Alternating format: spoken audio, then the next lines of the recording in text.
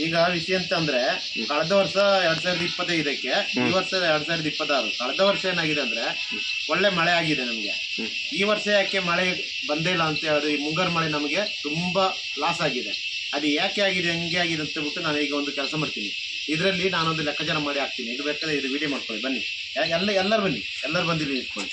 2025 2026 ಅಲ್ಲಿಂದ ಇದನ್ನೇ ಎಂತ ಮಾಡೋ ಅಂದರೆ ಈ ಉಲ್ಟಾ ಮಾಡೋ 5 2 0 2 ಅಲ್ಲಿಂದ ಇದನ್ನು ಹೆಂಗೆ ಮಾಡಬೇಕಂದ್ರೆ 6 2 0 2 ಇಲ್ಲಿಗಾಯ್ತಾ.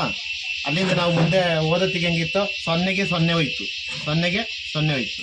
0 ಹೋದ್ಮೇಲೆ ಇದೆಷ್ಟಿದೆ ಇದು ಹಿಂಗೆ ಬರ್ಕೋಬೇಕು 5 2 2 ಇದು 6 2 2 ಅಲ್ಲಿಂದ ಏನು ಮಾಡಬೇಕಂದ್ರೆ ಇದು ಹಿಂಗೆ ಬಂತಲ್ಲ, ಹಿಂಗೆ ಬಂದ ಮೇಲೆ ಇದನ್ನ ಈಗ ಸೇರಿಸ್ಬೇಕು. ಹೆಂಗೆ ಸೇರಿಸೋದು ಇದನ್ನ 5 6 ಎಷ್ಟು 5 6 11 5 6 11 11 ಆದಮೇಲೆ 2 4 5 6 7 8 ಎಂಟಲ್ಲ, 4 4 8 ಇದು ಇಲ್ಲಿಗೆ ಹಿಂಗೆ ಆಯಿತು. ಇಲ್ಲಿಂದ ಆದಮೇಲೆ ಇದನ್ನು ಅಷ್ಟೇ, ಇದು ಅದೇ ಸೇಮ್ ಬರೋದು ಆಯಿತಾ. ಇದು 11 8 ಹಿಂಗೆ ಇರಲಿ. ಈಗ ನಾವೊಂದು ಕೆಲಸ ಮಾಡೋ, ಈಗ 8ನ ತಗೊಂಡು ಹೋಗ್ಬಿಟ್ಟು ನೆಟ್ಟಿಗೆ ಇಲ್ಲಿಗೆ ಕೊಡೋ, 11ನ ತಗೊಂಡು ಹೋಗ್ಬಿಟ್ಟು ಇಲ್ಲಿಂದ ಇಲ್ಲಿಗೆ ಕೊಡೋ.